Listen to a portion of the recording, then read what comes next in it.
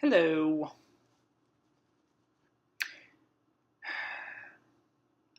I'm going to read a note that I wrote that was originally going to be a video, but I got a little bit anxious, and so I wrote it down. So here it is. Here are a few reasons why I can laugh at atheism. I hope this is to be somewhat of an intellectual viewpoint, even to the eyes of an atheist. Why would one ignore the philosophies of an atheist? Why would he or she not listen to their arguments, much less consider their logic? Why throw it out with the bathwater? To my understanding, some of the philosophy of an atheist is life is all there is. Nothing more, nothing less. So given that, the only way to live is to live the best that you can. Don't waste your life being mediocre. Don't settle for mere average. Be somebody. To the atheist, social and financial success are the crowning achievements of the life experience. Some may think otherwise, but that is their opinion. To get there requires a path, and that path varies. Some may say that religion is my path. Others may say that atheism is my path. And others may say that something entirely different is their path. All are legitimate answers. If faith is the catalyst for an evangelist's success, the atheist has no right to mock him for his means of success. In the atheistic perspective, such success and happiness are the best that life has to offer, and atheism is only one path in many paths of success, just like theism is a path to the same. Instead, an atheist should go and congratulate him on his time well spent. By this, I'm simply saying atheism is no greater a means by which you achieve success in life experience than theism is a means to achieve the same. It always depends on the individual. For the non-believer, there is no God. No reason for your life other than what you invent for yourself, and nothing to strive for, to gain, or to lose after this mere 70 or so year lifespan. There is nothing, just a mere anti-form of non-existence. Atheism is in a way like Baha'ism. A Baha'i would say that basically all religions are a path to God and heaven. They would then invite you to Baha'i because Baha'i leads to the best of heaven and probably closest to God. An atheist says that all paths lead to the grave and the grave leads to nowhere, but come and join our path to nowhere because our path to nowhere is the best path to nowhere. We live to the fullest we can, accumulating whatever we can accumulate in our minds and pockets and lists, becoming the most religious or intellectual individuals we can, and then we lose it all as if we had none. We cease to exist, and thus the whole of nature ceases to exist with us. You may say that I'm not telling the truth, but I say in reply, we both are telling the truth because although the universe does go on, it also stops, literally, with you. You can believe in Santa Claus, the Tooth Fairy, the Flying Spaghetti Monster, God, humanity, Buddha, Jesus, Muhammad, whatever. But in the end, all is the same in the eye of an atheist. We all go to the same place thinking the same thing, which is nothing. But if there is a God, the atheist has lost not only everything, but so much more.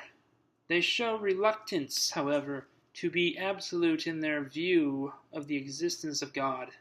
Not so much with Santa Claus or the Tooth Fairy or the Flying Spaghetti Monster. They are more absolute in their existence when they get serious about those. Why is that? Well, hey, Matthew, you might say. You are such a downer. You seem to be wallowing in dissent. Look up, be optimistic. Sure, what you say is the inevitable truth, but give life a boost, will ya? Embrace the lie of faith in humanity. Man, if we all had your view, we would absolutely be nowhere instead of just nowhere in the end. You then go on and say, throw out your faith in God and eternity. Forsake your convictions and drop your religions and morals and heaven, and embrace our belief in ourselves and in nothing. To me, it's like throwing out something for something less than what you had before. You might reply with, "It's an easier load." I don't see it. If that's the truth, I would rather follow a lie. You talk as if atheism is a progressive thing. I don't think the Chinese authority based their communism on religion, nor North Korea or Cuba or many more regimes. There are many examples in the past of godless dictators. Don't say to me that atheism has the best example of success. Science and technology? Sure. I'll give you that maybe religion has kept the door shut to much science, and that the advancement of atheism has boosted the progress, but is science really good?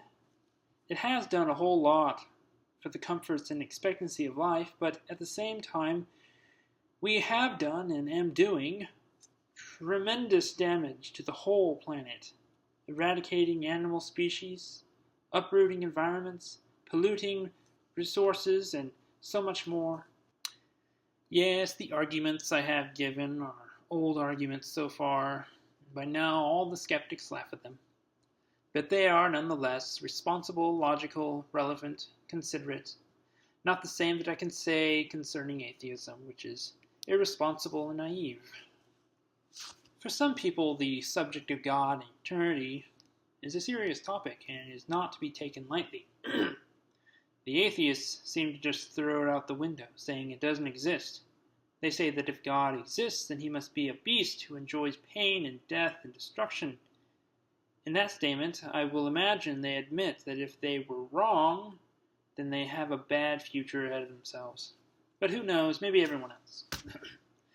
But I have doubts that that's what they actually believe, because when asked the question, what would you say if you ever met God? They give thought-provoking questions that I can see are traps for a loving and understanding God, as if they have hopes that God is not the beast they say he is, but they insist he's a figment. They claim that theism is a product of a weak and fearful culture looking for answers. I say that atheism is an escape from the fear of the unknown. As many atheists would say, probably. I thought about God and eternity, and it freaks me out. I find eternal existence an unthinkable place. What will go on in that time? So I decided to deny its existence and believe in nothing. Or the really good one would be like, I would rather accept the possibility of nothing after life now than to find out later that there is no afterlife. Of course, I could understand their thoughts and feelings, but we cannot fully understand, and this is coming from a people who insists that God is a beast. But if their God exists, their disbelief won't make a difference. I personally don't believe in their God. Furthermore, atheism is a gamble. And like every gamble, there are chances of winning and chances of losing.